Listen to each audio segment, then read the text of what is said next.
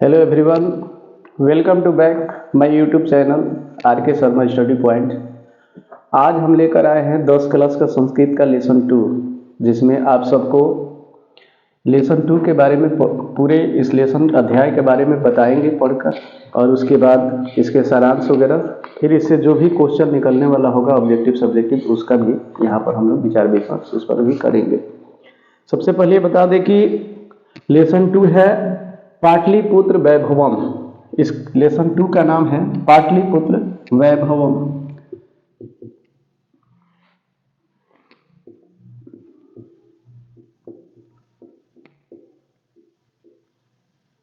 Lesson 2 का नाम है हमारा पाटलिपुत्र वैभवम। इसमें कह रहा है कि बिहार राज्यस्य राजधानी नगरम पाटलिपुत्र सर्वेषु कालेषु महत्वाधारयत। बिहार राज्य की राजधानी पाटलिपुत्र। अभी जो हम सब बिहार राज्य की राजधानी पटना के नाम से जिसे जान रहे हैं, बिहार की राजधानी जो पटना के नाम से हम लोग जान रहे हैं, इसे पहले पाटलिपुत्र कहा जाता था, और आज भी कुछ लोग पाटलिपुत्र ही कहते हैं। इसे पहले पाटलिपुत्र के नाम से जाना जाता था। कह रहे कि अस्य इतिहास से सार्ध सहस्त्र वर्ष परिमिति वर्तते। कहा जाता है कि इसका इतिहास जो है 2500 वर्षों का है, यानी पटना या पाटलिपुत्र का इतिहास जो है 2500 वर्षों का है। जो भी इम्पोर्टेंट जो पार्ट होगा हम आप लोगों को लिखते जा रहे हैं ताकि आप लोगों को समझने में परेशानी ना हो। उसके बाद कह रहा है कि अत्र धार्मिक क्षेत्रम, राजनीतिक क्षेत्रम, उद्योग क्षेत्रम च विशेष ध्यान आकर्षणम। यहाँ कह रहा है कि यह जो पाटलिपुत्र है, हम कह सकते हैं कि विशेष रूप से धार्मिक क्षेत्र भी है, राजनीतिक क्षेत्र भी है, और क्या हो सकता है, इसमें कह रहा है कि उद्योगों क्षेत्रम विशेषतः ध्यान आकर्षण, यानी यहाँ पर उद्योग धंधा भी काफी फले फूले हैं। अब देखिए कह रहे हैं कि वैदेशिका यात्रिण मेघास्तनीज फैयान भूयंग इत्सिंग प्रभुतः। यहाँ पर विदेशी यात्री, जो विदेशी यात्री थे, यानी यहाँ विदेशी यात्री, कुछ विदेशी यात्री हमेशा आया जाया करते थे, जिसमें क्या थे, मेगास्थनीज थे, फैयान थे, हुएंसंग इत्सिंग थे। पाटलिपुत्र से वर्ण से स्व स्व अस्मन्न ग्रंथु चक्र। इस वहां पर भी लोग जो भी, जैसे मेघास्थनीज थे, इत्सिंग थे, आपके फैयान थे, हुएंसंग थे, ये सभी पाटलिपुत्र में आते जाते थे। तो पटना के बारे में भी ये लोग काफी स्मरण और वर्णन किया करते थे। करें कि पाटलिपुत्र वैभवस्य सामान्य पाटलिपुत्र वैभवस्य सामान्य परिचय वर्तते। इस पाठ में पाटलिपुत्र के बारे में विचार विमर्श किया गया है, जिसमें बताया गया है कि पाटलिपुत्र जो है पहले क्या थी और अब पटना के रूप में जो उभर करके आया हुआ है, इसके बारे में पूरा इतिहास को इस लेसन में हम लोग जानेंगे। चलिए तो शुरू करते हैं। कह रहे कि प्राचीनेषु भारतीयेषु नगरेस्तम पाटलिपुत्र निमगंतम वसति चित्रम महानगरम बभूव। कहा जाता है कि प्राचीन में भारतीयेषु नगरेषुतम पाटलिपुत्रम, प्राचीन से ही भारत के यह एक नगर के रूप में उभर करके आया है, जिसे हम लोग पहले पाटलिपुत्र के नाम से जाना करते थे।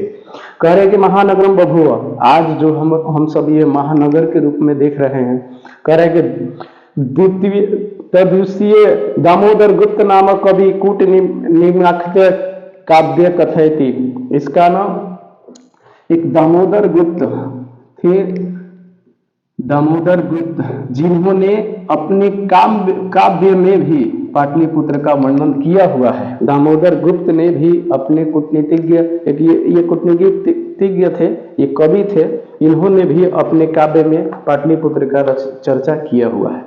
चलिए नेक्स्ट कह रहा है कि इतिहासे सूर्यते गंगा स्थिरे बुध काले पटली ग्राम स्थित आस्ति। मतलब इतिहास में सुना जाता है, इतिहास से जाना जाता है, पाटलिपुत्र के इतिहास से जाना जाता है कि यह गंगा नदी के किनारे, यह गंगा नदी के किनारे बसा हुआ है। पटना जो है गंगा नदी के किनारे बसा हुआ है, यह गंगा नदी के किनारे बसा हुआ है। और उसमें कह रहा है कि स्थित यत्र भगवान बुद्ध बहुकृत समागत। कह रहे कि यत्र च भगवान बुद्ध बहुकृत समागत, यहाँ पर भगवान बुद्ध न हमेशा आया जाया करते थे। पाटली ग्राम जो था पहले शुरू में, इसका जो बुद्ध जो थे उस काल में इसका नाम पाटली ग्राम ही रखा गया था। जैसे पाटलिपुत्र का शुरू में महात्मा बुद्ध आए थे तो उसका नाम उस समय पाटलीग्राम ही था। पाटलिपुत्र का नाम सबसे पहले कि बता दें कि पाटलीग्राम ही था, और बाद में जब वहां पर महात्मा बुद्ध आया जाया करते थे तो देखिएगा कह रहे हैं कि तेन कथि मासित यद ग्राम मह्यम महानगरम भविष्यति। महात्मा बुद्ध ने कहा था कि आगे चल करके, महात्मा बुद्ध ने कहा था कि आगे चल करके यही एक दिन महानगर बनेगा, यही एक दिन महानगर बनेगा। जैसा कि आप लोग देख ही रहे हैं कि अभी पटना कितना बड़ा महानगर बनकर के उभर करके आया है। उसके बाद कह रहे हैं कि किंतु कहलस्य अग्निदाहस्य जलपुरस्य च भयात सर्वक्रांत भविष्यति। महात्मा बुद्ध ने कहा था कि आगे चल करके महानगर तो बनेगा ही, लेकिन हमेशा जो पाटलिपुत्र नगर रहेगा यह कुछ समस्याओं से घिरा हुआ रहेगा, जैसे कि कलह से घिरा हुआ रहेगा। कलह माने होता, कलह से माने यानी युद्ध से घिरा हुआ, कभी कभार छोटे मोटे युद्ध स्तर पर होते रहेंगे। दूसरी बात इन्होंने कहा था अग्निदहस्य, यानी आग की समस्या वहां पर बनी रहेगी हमेशा। उसके बाद तीसरी बात उन्होंने कहा था कि हमेशा कभी कभार बाढ़ की समस्या बनी रहेगी, बाढ़ की समस्या बनी रहेगी, बाढ़ की समस्या भी बनी रहेगी उन्होंने कहा। चलिए आगे कहते हैं कि कलांतरे रेण पाटलिपुत्र ग्राम एवं पाटलिपुत्रमसि कथित, मतलब उन्होंने ही कहा था कि आगे यह पाटलिपुत्र ग्राम जो था, आगे चल करके जो पाटली ग्राम रखा गया था, एक दिन आगे चल करके यही पाटलिपुत्र के रूप में उभर करके आया। इसका नाम आगे चल करके पाटलिपुत्र हो गया। जो पाटली ग्राम था यानी महात्मा बुद्ध के द्वारा दिया गया ये नाम था पाटली ग्राम। वहां पर वे आने के बाद की बात है, उसके बाद इसका नाम रख दिया गया पाटलिपुत्र। अब चलिए आगे कह रहा है कि चंद्रगुप्त मौर्यस्य काले अस्य नगरस्य शोभा रक्षा व्यवस्था यथोचित सिद्धिति यूनान राजदूत मेघाश्चर्य स्वस्मरणेषु निरूपयति। कहा जाता है कि चंद्रगुप्त भी अपने काल में, ये कहा जाता है कि चंद्रगुप्त भी अपने काल में इस नगर की जो शोभा बढ़ाए थे, यानी अपनी स्वयं काल में भी इसकी शोभा बढ़ाए थे। वहीं पर यूनान के राजदूत थे मेघास्थनीज, यूनान के राजदूत थे मेघास्थनीज। ये आप सब जितना भी जो भी टॉपिक लिख रहे हैं ये ऑब्जेक्टिव में रिपीट करने वाला क्वेश्चन से ही पूछ सकता है आपको। तो यूनान के राजदूत थे मेघास्थनीज। स्वस्मरणेषु निरूपयति, इन्होंने मेघास्थनीज ने भी अपने शब्दों में इसका विवरण किया है। मेघास्थनीज ने भी पाटलिपुत्र का विवरण किया है अपने शब्दों में। पाटलिपुत्र का विवरण अपने शब्दों में मेघास्थनीज ने भी किया था, अपने शब्दों में किए थे। उसके बाद कह रहा है कि अस्य नगरस्य वैभवम प्रियदर्शनी अशोकस्य समय सत्राम शीघ्र समृद्धम। सबसे बाद में जाकर के सम्राट अशोक जब पाटलिपुत्र नगर वैभव मतलब प्रियदर्शनी अशोकस्य समय सूत्राम, अस्य नगर मतलब नगर का जब सबसे ज्यादा विकास देखने को मिला था तो सम्राट अशोक के राज्य में, सम्राट अशोक के राज में, सम्राट अशोक के राज में पाटलिपुत्र का सबसे ज्यादा विकास देखने को मिला था, सबसे ज्यादा विकास देखने को मिला था। यानी सबसे ज्यादा उभर करके पाटलिपुत्र का विकास ज्यादा मिला था तो आपका ये सम्राट अशोक के समय में मिला था। कह रहे कि बहुकालम पाटलिपुत्रस्य प्राचीन सरस्वती परंपरा प्रवर्त इति राजशेखर स्वकाव्यमीमांसा नाम के कवि साक्ष्यमेषु ग्रंथे सादरम स्मृति। देखिए आज भी हम सबको शिक्षा, उच्च शिक्षा की जब प्राप्ति हेतु हम लोग की कोई कल्पना होती है तो हम लोग पाटलिपुत्र के तरफ मुंह करते हैं, मतलब मुख करते हैं या वहां जाने के लिए सोचते हैं कि उच्च शिक्षा हमारा जो होता है शिक्षा के लिए बहुत प्रसिद्ध जगह होता है। यहाँ देखिए उस समय ही परिकल्पना कर चुके होते हैं इसमें लेखक की, हाँ शिक्षा के लिए, शिक्षा के क्षेत्र में यहाँ पर बहुत ज्यादा बढ़ावा मिल सकता है। तो देखिए कहे हैं कि अत्रो वर्ष वर्षादि है पाणिनि विलहिनी ब्याडि वरुरचि पिते इह परीक्षता ख्यापिति पूज्यमुगो। यहाँ जो पाटलिपुत्र उभर करके आया था तो बाद में शिक्षा के रूप में काफी अच्छा यहाँ पर कर्तव्यों का मोहन हो रहा। तो देखिए कह रहे हैं कि कतिपयोषि प्राचीन ग्रंथेषु पुराणादि पाटलिपुत्रस्य नामरत्रम कुसुमपुरम वा प्राप्यते। देखिएगा एक और बात आती है, इतिहास में यह भी जाना जाता है कि सबसे पहले पाटलिपुत्र का नाम ना कुसुमपुर या कुसुमपुर भी था।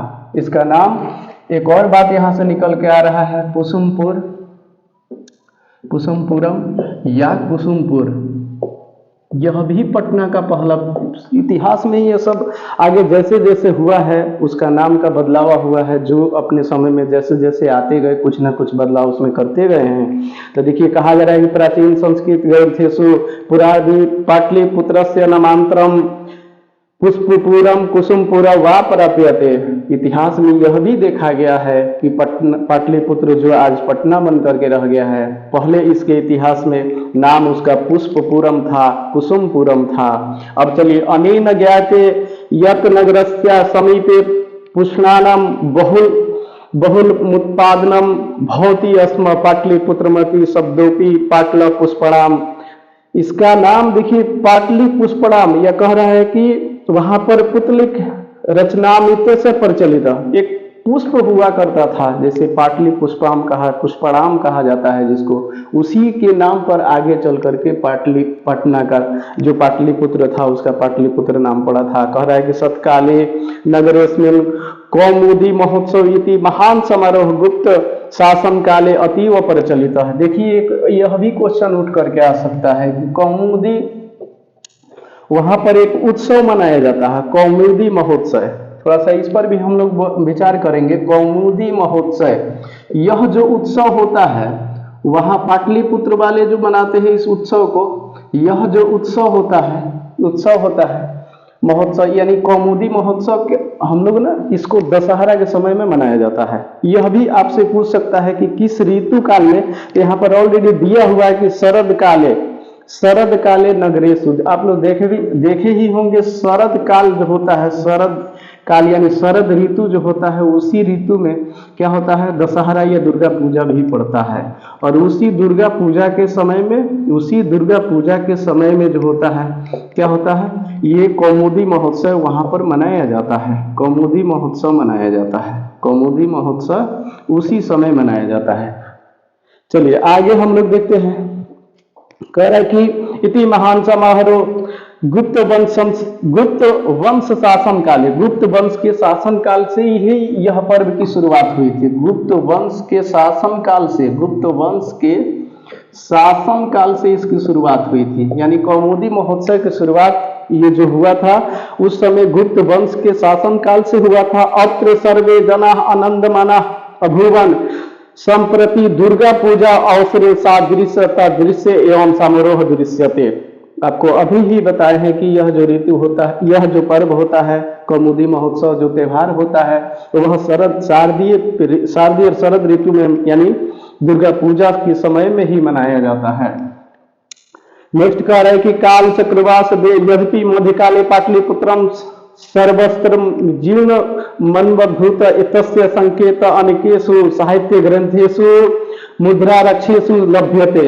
आज जैसे देख लीजिए, कह रहा है कि काल चक्र में यद्यपि मध्यकाले, जो काल बदलता गया, और मध्यकाल की जब बात करते हैं पटना का या पाटलिपुत्र का, तो उस समय तस्य संकेत अनेकेषु साहित्य ग्रंथेषु मुद्रारक्षेषु लभ्यते। मुगल वंश काले अस्य नगर से समृद्ध हो जाता। सबसे ज्यादा जब इसकी मतलब आगे चल करके मुगल वंश काल समय में इस नगर का समुद्धार हुआ, और आंग्ल शासन काले पाटलिपुत्र से सूत्रम विकास हो जाता। आंग्ल काले शासन काले, यानी आंग्ल शासन काले का मतलब होता है जब अंग्रेज सरकार होता है। आंग्ल शासन काले का मतलब होता है अंग्रेजों का शासन, यानी उस समय पटना का और भी ज्यादा विकास हुआ था अंग्रेजों के शासन काल में पटना का और भी ज्यादा विकास हुआ। उसके बाद कह रहे हैं कि नगर मध्यकाले पटनेति नामना प्रसिद्धगात। मध्यकाल में ही उस समय पटनी नगर निगम मध्यकाले पटनेति मित्स होता, वहां पर पटन देवी के नाम से पटना का नाम हुआ, पटन देवी। ये भी ऑब्जेक्टिव में पूछ सकता है, यानी पटन देवी के नाम से ही पटना का, तो वहां कह रहे कि नगरस्य पालिका देवी पटन देवी नीति अधापि पूज्यते, यानी समस्त जो जनता जनार्दन होते हैं इस पटन देवी के नाम को पूजा करते हैं। वहां पर एक देवीय शक्ति को माना जाता है पटन देवी। वही यही पटन देवी के नाम से पटना, यानी आगे चल करके पटना का नाम पटना हुआ है, पाटलिपुत्र का नाम पटना हुआ है। अब कहा जा रहा है कि यहाँ पर अयम च शब्द पतनीति शब्दनात् निर्गत वन नगर से पालिका देवी, नगर पालिका देवी किसको कहा जाता है ये भी पूछ सकता है। तो नगर पालिका देवी हम लोग पटन देवी को कहते हैं, नगर पालिका देवी, वहां के नगर पालिका देवी है पटन देवी, इसको कहा जाता है पटन देवी।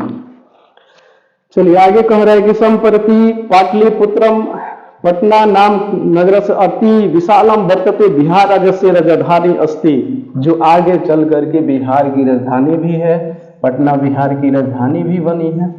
अब चलिए आगे कह रहा है कि अदूनीनम नगर से विस्तार भवती अस्योत्रम दिशि गंगा नदी पर बहती, उत्तर अस्योत्र दिशि माने होता है उत्तर दिशा में, यानी पटना जब हम लोग जाएंगे ना तो पटना से ठीक उत्तर दिशा में गंगा बहती है, यहाँ से उत्तर दिशा में गंगा निकलती है, वहां से ठीक पटना शहर के उत्तर दिशा से होती हुई गंगा नदी जाती है।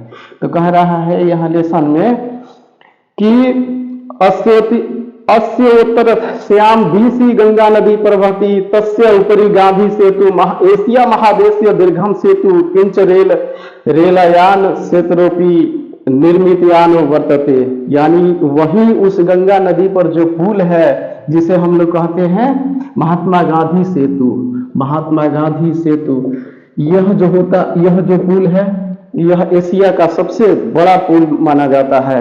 कह रहा नहीं एशिया महादेश दीर्घतम सेतु केंद्र रेलयांत्र निर्मित वर्तते नगर अस्मिन उत्कृष्ट संग्रहालय, इस नगर में क्या क्या है, एक संग्रहालय है, इस नगर में संग्रहालय है। ये सब जो भी हम यहाँ पर मेन आपको पॉइंट लिख रहे हैं, अभी बताएंगे कहाँ कहाँ से कैसा क्वेश्चन उठ सकता है। कह कि संग्रहालय है, उच्च न्यायालय है, सचिवालय है, गोलगृहम तारामंडलम जैविक वादनम मौर्य कालिक अवशेष महामंदिरम इत्यते दर्शन यहाँ संति, यहाँ के जो दर्शनीय स्थल को कहा जा सकता है कि क्या क्या हो सकता है। महावीर मंदिर है, महावीर मंदिर है जो भी बहुत ही प्रसिद्ध है, महावीर मंदिर है। उसके बाद कह रहा है कि यहाँ पर आपका गोलघर है, सचिवालय है, तारामंडल है, जीव को उद्यान है। उसके बाद कह रहा है कि प्राचीन पटना नगरे सिख संप्रदाय पूजनीय स्थलम, यहाँ पर सिख संप्रदाय जो है उनका भी पूजनीय स्थल है, सिख संप्रदायों की भी पूजनीय स्थल है, सिख संप्रदायों की भी पूजनीय स्थल है। इसलिए कह रहे हैं कि गुरु गोविंद सिंह जन्मस्थाने गुरुगोती नामना प्रसिद्धम वर्तते, यानी सिखों के जो 10वें गुरु गोविंद सिंह थे इनका भी जन्म स्थान पटना ही है। सिखों के जो 10वें गुरु गोविंद सिंह थे उनका भी जन्म स्थान पटना ही है, गुरु गोविंद सिंह इनका भी जन्म स्थान पटना ही है। उसके बाद कह रहा है कि तत्र दशस्य तीर्थयात्रिणम सथार्थम भवन्ति एवं पाटलिपुत्र प्राचीन कालात् अथापि विभिन्नेषु छत्रेषु वैभवं धारयति च संकलित संग्रहालय दर्शनीयमिति पटना मानचित्र नगरमिदं महत्वपूर्णम, यानी पटना जो है हमारे भारत के यानी संपूर्ण शहरों में से एक है जो प्राचीन से ही विभिन्न प्रकार के वैभव और इसके जो भी क्षेत्र हैं वैभव धारणयति सर्वम संकलितम, यानी सभी चीज से फूला फला। और कह रहे कि संग्रहालय दर्शनीय अस्थि, इसके जो क्षेत्र है दर्शन योग्य है और पर्यटन मात्र चित्र नगरी में महत्वपूर्ण, यह पर्यटन के क्षेत्र में भी बहुत आगे है। इस तरह से ये आपका पूरा लेसन हो गया।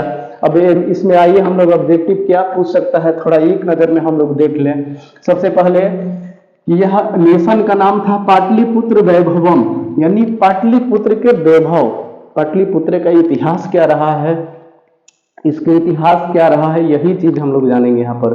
पाटलिपुत्र का इतिहास 2500 वर्षों का है, अर्थात ये बहुत ही मार्मिक बात है। जो अभी हम लोग पटना कह रहे हैं, इसका इतिहास देखिए 2500 वर्षों का है।